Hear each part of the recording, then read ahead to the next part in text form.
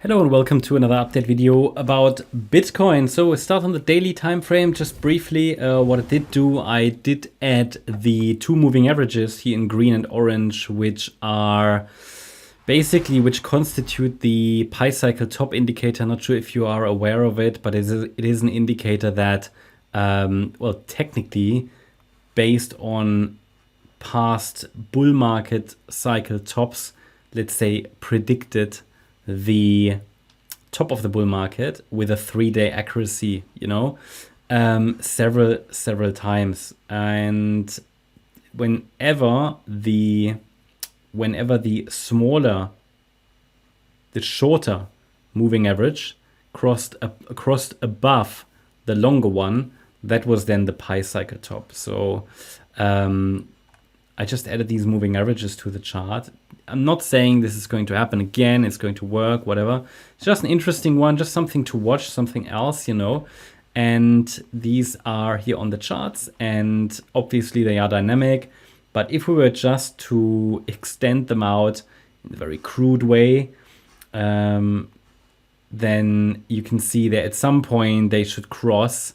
And my view is sort of, that Bitcoin has a good chance to top around 125 to 140K, and maybe somewhere there they will top. Of course, higher is always possible, and I could see Bitcoin stretch to 170, 180 maybe in a very, very positive and bullish environment. But hey, let's see if we can get to the, let's say, regular targets first, because everybody else will already talk about 500,000 if we get above 100K. So just want to show you this. They are still far away from each other. What I also find is an interesting observation is that the price is holding above the the shorter moving average, and it's basically acting, the larger one or the longer one is actually acting as resistance. So we're moving within these moving averages like a band at the moment. It's quite interesting. Other than that, nothing changed on the daily time frame. Main support here is still 50,670 pretty much. No change there. And as long as we're holding that 50% FIB level, the overall focus can be on higher. Of course, we could dip into the support region again. Then it would be an ABC. Now I'm tracking it as a WXY, and the low could be in here on this time frame. If we dip back into the support region, this could still be an opportunity to accumulate again.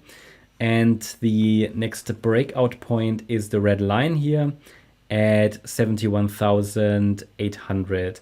So expectations are that this wave 4, this correction that started in March, should complete before breaking below 50,667. Ideally, the low is already in, but I cannot rule out another dip into the support region, which, if it happens, could be a gift, because then that would be another opportunity to accumulate before the price moves to 85 to 90K. Looking at the smaller time frame, this is obviously the overall correction. Come on, 1 second. Obviously the overall correction. What I want to share with you just in this video is just here the short term.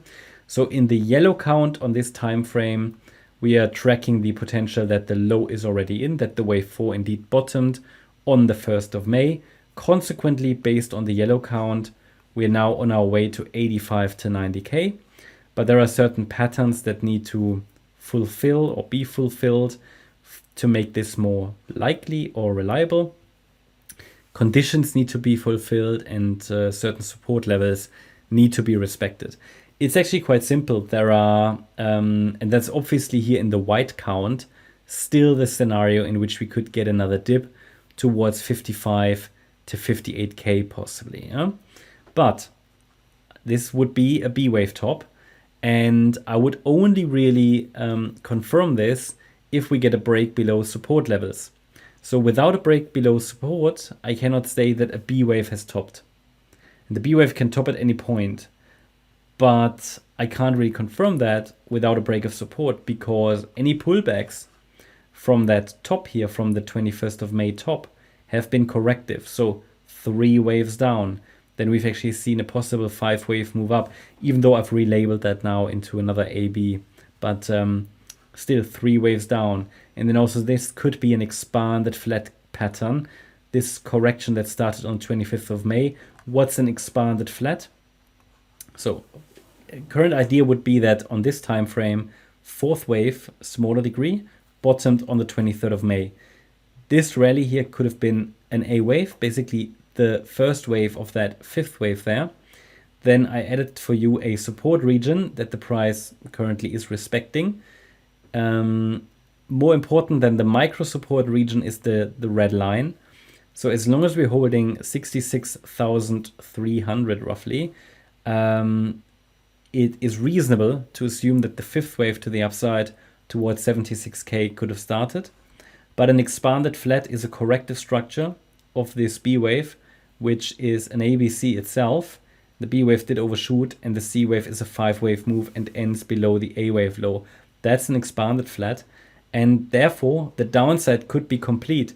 I'm just watching these fib levels here. 67,200 is the most important one here. As long as that's holding, Bitcoin has a good chance to move high. I would prefer that in the B wave, the low is already in. But yeah, if we break below that level, okay, as long as the red line is holding, the focus could still be on higher in this microstructure. A break below the red line would make it more difficult. I could then still say that maybe this wave 4 is extending and Bitcoin can still find support in the yellow count.